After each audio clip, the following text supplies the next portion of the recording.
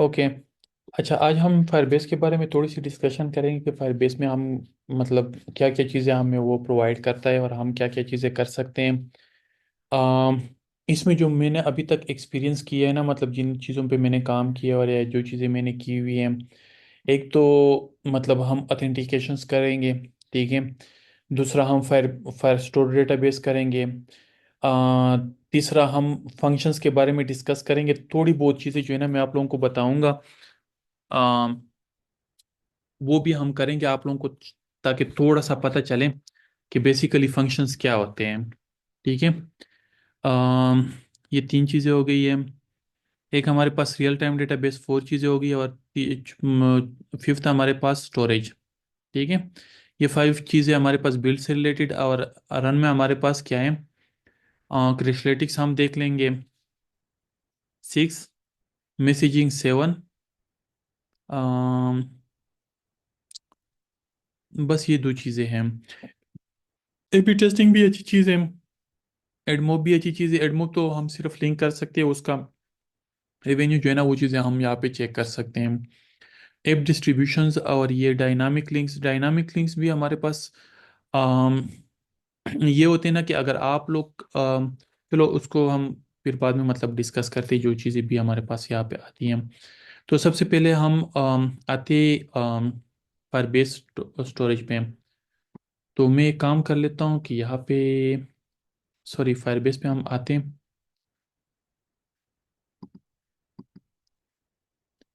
Choose another account. ठीक है, और यहाँ पे मैं अपना अकाउंट ओपन कर लेता हूँ। तो यहाँ पे हम स्टार्ट लेते हैं। आज हम सेटअप वगैरह वो चीज़ें कर लेते हैं इसकी। फायरबेस कंसोल, आप लोगों ने क्या करना है, फायरबेस कंसोल पे जाना है। ठीक है। तो फायरबेस कंसोल में आप लोगों ने यहाँ पे,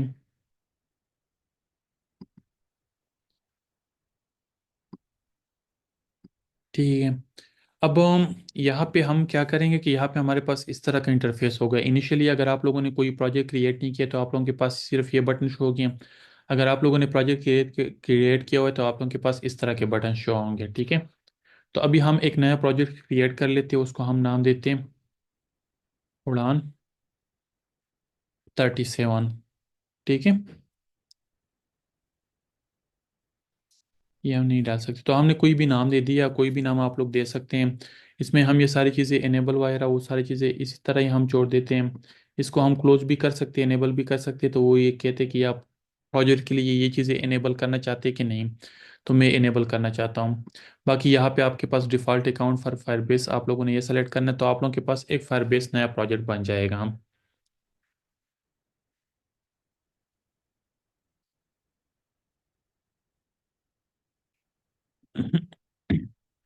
तो ये थोड़ा सा टाइम लेगा, तो इसके बाद हमारे पास यहाँ पे एक फायरबेस प्रोजेक्ट क्रिएट हो जाएगा।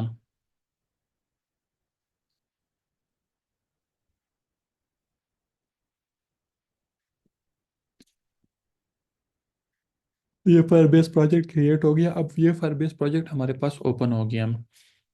अगर हम स्विच करना चाहते तो हम यहाँ से कोई भी प्रोजेक्ट जो हमने ऑलरेडी क्रिएट किया तो उसको भी हम यहाँ पे सेलेक्ट कर सकते हैं। या अगर हम यहाँ पे सेटिंग पे आना चाहते तो हम सेटिंग पे भी आ सकते हैं। तो ये हमारे पास उस फायरबेस की जो है ना, हमारे पास क्या है, प्रोजेक्ट सेटिंग है। ठीक है।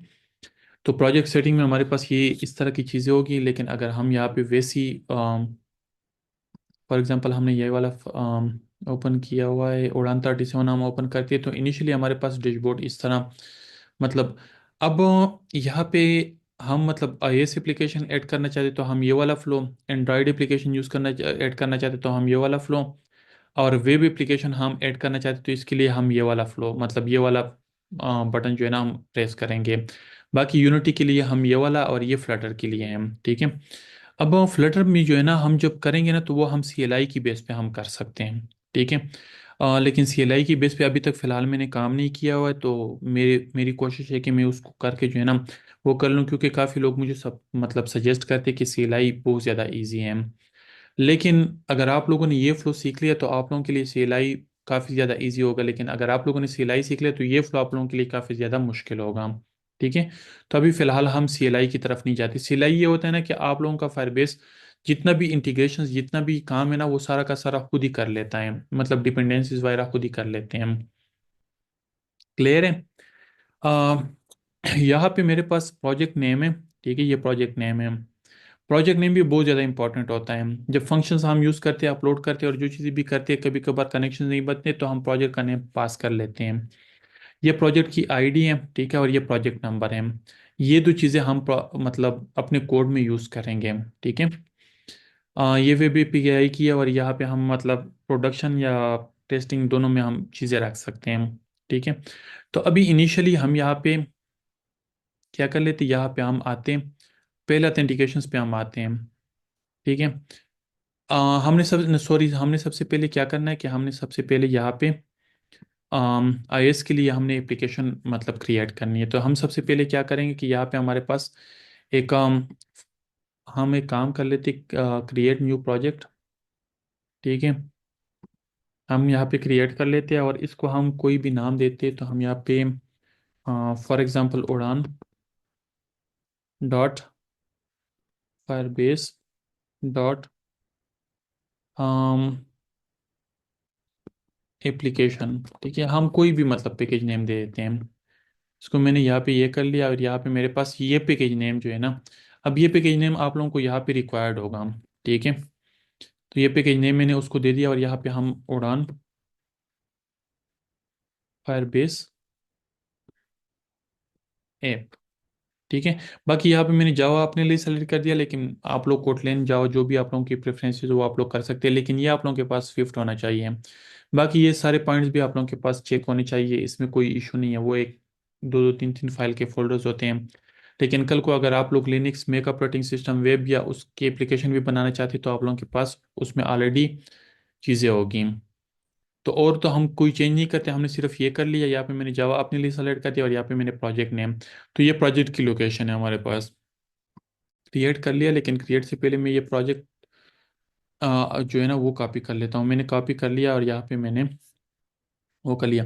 अब यहाँ पे मैंने बंडल आईडी, तो बंडल आईडी में ऐप स्टोर के लिए भी बना सकता हूँ, एंड्रॉयड के लिए भी बना सकता हूँ। ठीक है। तो दोनों के लिए मेरे पास होगा, तो उन दोनों की बंडल आईडी और एंड्रॉयड के लिए पैकेज नेम होता है। ठीक है। कोई भी उड़ान, मैं उसको नाम देता हूँ उड़ान फायरबेस ऐप। ठीक है, मैंने नाम दे दिया। अगर आप लोगों का एप्लीकेशन ऑलरेडी अपलोडेड है, फॉर एग्जांपल यहाँ पे मैं अगर आप लोगों को दिखाऊं, तो मेरे पास अगर ऑलरेडी आप लोगों के पास एप्लीकेशन अपलोडेड है, तो आप लोगों को यहाँ पे एप्पल आईडी आप लोगों को मिलती है, उस एप्लीकेशन की ये आईडी होती है। तो आप लोग वो आईडी यहाँ पे ऐड कर सकते हैं। ठीक है। अगर नहीं है तो आप लोग बेशक ऐड ना करें, ये ऑप्शनल है। मैं रजिस्टर कर लेता हूँ। तो रजिस्टर के बाद जो है ना, मुझे यहाँ पे वो डाउनलोड कन्फिग फाइल पे लेके आ जाएगा। तो यहाँ से ये फाइल मैं डाउनलोड करूँगा। ठीक है, लेकिन इसको मैं बाद में भी डाउनलोड कर सकता हूँ। ये कुछ चीज़ें मुझे बताता है कि ये वाले काम कर ले, ये इसके लिए ये कर ले, ये कर ले, लेकिन ये चीज़ें हम बाद में करेंगे। अब यहाँ पे मेरे पास ये देखो, एक आईएएस की एप्लीकेशन जो है ना हमारे पास क्रिएट हो गई है। अब इसमें हम पैकेज नेम या बंडल आईडी हम चेंज नहीं कर सकते, बाकी चीज़ें हम चेंज कर सकते हैं। ठीक है। टीम आईडी भी हम असाइन कर सकते हैं, ऐप स्टोर आईडी भी हम असाइन कर सकते हैं, और हम इसको नेम निक नेम जो है ना वो भी चेंज कर सकते हैं। अच्छा, हम जब इंटीग्रेशंस करेंगे ना, तो उसके लिए हमारे पास प्रोजेक्ट आईडी, प्रोजेक्ट नंबर और ऐप आईडी, ये तीन चीज़ें होगी, और एक हमारे पास एक और की भी होती है, वो भी हम पुट करेंगे। तो वो कुछ चीज़ें जो है ना हम यहाँ से लेंगे, और कुछ चीज़ें हमारे पास उधर वो जेसन फाइल, जो फाइल हमारे पास क्रिएट होती है ना, उधर से हमारे पास आ जाती हैं। तो ये हमने आईएएस के लिए फ्लो कर लिया। अब आईएएस का जो फाइल है ना, वो हमारे पास ये वाला फाइल है, तो इसको हम बाद में डाउनलोड करेंगे। ठीक है। हम पहले सेटिंग कंप्लीट करेंगे, सेटिंग के बाद हम ये वाली सारी चीज़ें करेंगे। इसके बाद हम एंड्रॉयड के लिए करेंगे। तो एंड्रॉयड के लिए भी यहाँ पे हमारे पास पैकेज नेम होता है, आईएस के लिए हमारे पास बंडल आईडी होती है, लेकिन दोनों सेम चीज़ें होती हैं। तो मैंने उसको भी मैंने नाम दे दिया उड़ान फायरबेस ऐप। अच्छा, यहाँ पे उड़ान में सॉरी एंड्रॉयड में आप लोगों को SHA और SHA 256 कीज चाहिए आप लोगों को। ठीक है। तो वो कीज़ जो है ना आप लोग यहाँ पे प्रोवाइड कर सकते हैं, लेकिन आप लोग बाद में भी ऐड कर सकते हैं, तो इसको हम बाद में ऐड करेंगे हम। ठीक है। बेसिकली आप लोग जब डेवलपमेंट करते हैं ना, तो SHA 256 जो है ना, SHA हुआ ना, आप लोग लाजमी ऐड करते हो, ठीक है। तो वो भी मैं आप लोगों को बताता हूँ। यहाँ पे मुझे गूगल जेसन फाइल मिलेगा, तो इसको भी मैं बाद में डाउनलोड करूँगा। ये कुछ चीज़ें मुझे बताता है कि आपने ये चीज़ें पुट करनी है, ठीक है। अब ये वाला जो फ्लो है ना, वो कहते हैं कि प्रोजेक्ट लेवल बिल्डर ग्रिडल फाइल में आपने जाना है, और इस लाइन को जो है ना आपने मतलब उधर डालना है। मैंने कॉपी कर लिया, ठीक है।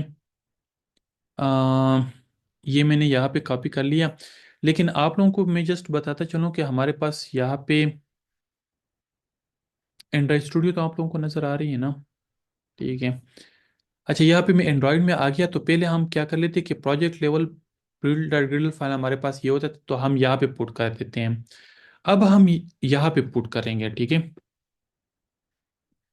तो हमने यहाँ पे ये की पुट की है, तो इसको मैं अगर मतलब वो भी करूँ,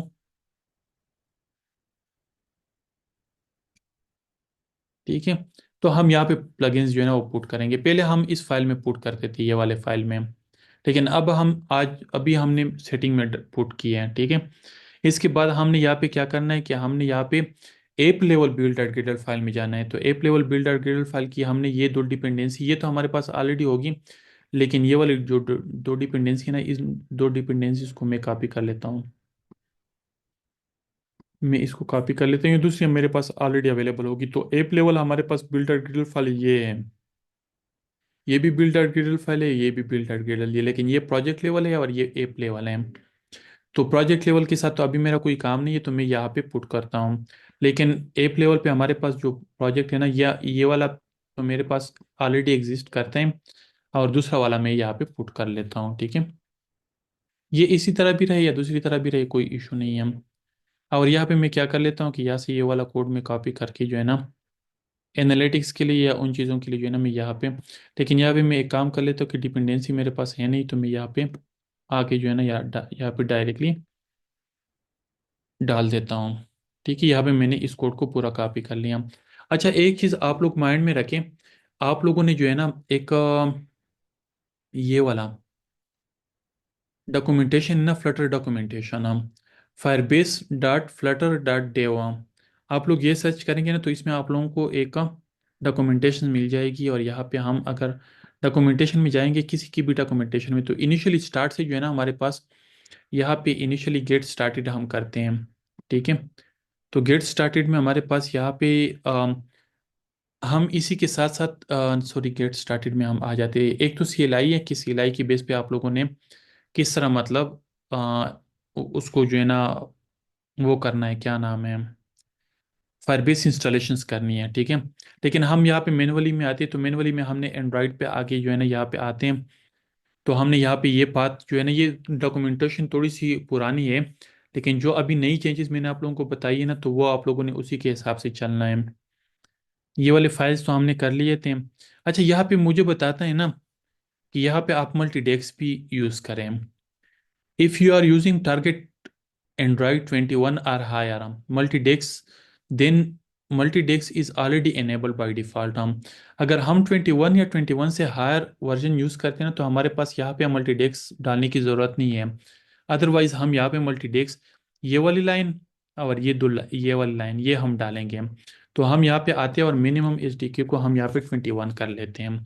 तो अब हमें यहाँ पे मल्टीडेस्क डालने की ज़रूरत नहीं है, क्योंकि हमारे पास 21 में बाय डिफ़ॉल्ट मल्टीडेस्क होता है। क्लियर है।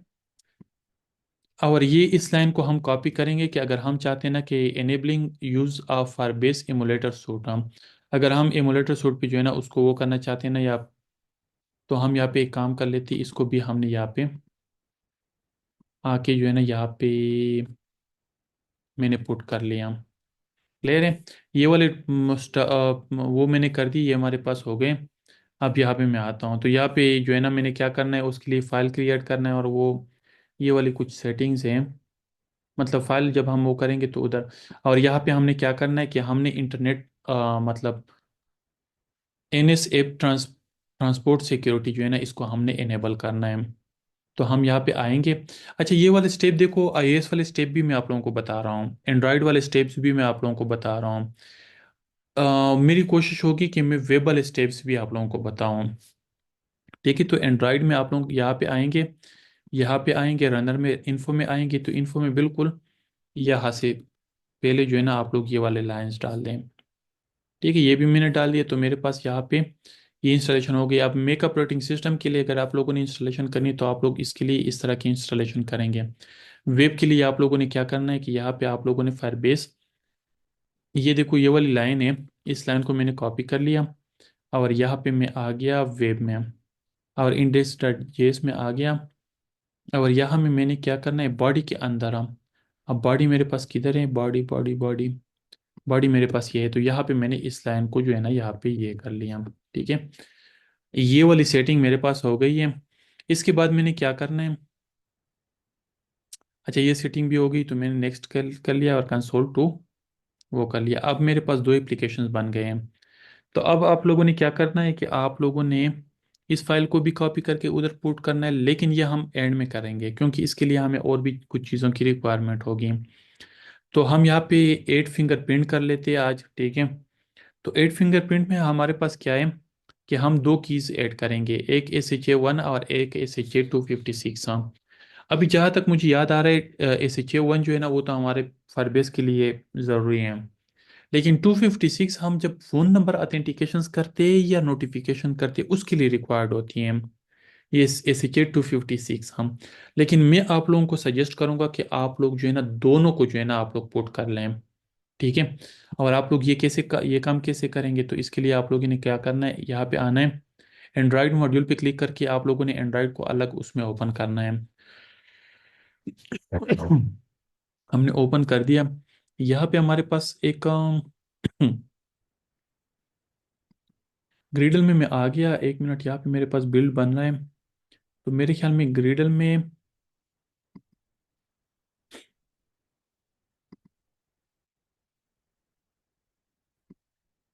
तो ये वाला थोड़ा सा मेरे पास ये मतलब चल रहा है, ये कंप्लीट हो जाए तो मेरे पास यहाँ पे आता है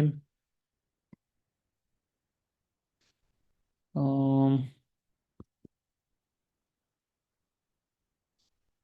यहाँ पे एक स्क्रिप्ट भी होती है वो भी हम चला सकते हैं, लेकिन 1 मिनट ये वाले कंप्लीट हो जाए तो फिर इसके बाद हम यहाँ पे, लेकिन उसके लिए एक चीज़ आप लोगों को इम्पोर्टेंट आप लोग माइंड में रखें कि आप लोगों के पास जो है ना यहाँ पे JDK पर एंड्रॉयड स्टूडियो। अब आप लोगों ने क्या करना है कि यहाँ पे जावा वर्जन ये तो हो गया, जावा डेवलपमेंट कीटा, यहाँ पे मैं आ गया, ओरेकल जावा डेवलपमेंट डाउनलोड्स पे आ गया मैं। ठीक है, अब यहाँ पे मेरे पास दो हैं। ठीक है, JDK 21 और JDK 23, ये दो किट्स हैं मेरे पास। ठीक है, अभी लेटेस्ट जो चल रहे हैं, तो इसमें से 21 भी मैं यूज़ कर सकता हूँ और 23 भी मैं यूज़ कर सकता हूँ। ठीक है, लेकिन आप लोग लेटेस्ट वाला मेरे ख्याल में यूज़ कर ले, वो अच्छा होगा। और आप लोगों ने आगे देखना होगा कि आप लोगों के पास ऑपरेटिंग सिस्टम कौन सा है, मैक ऑपरेटिंग सिस्टम है, लिनक्स है, विंडो है, तो विंडो में आप लोगों के पास 64 बिट ऑपरेटिंग सिस्टम है।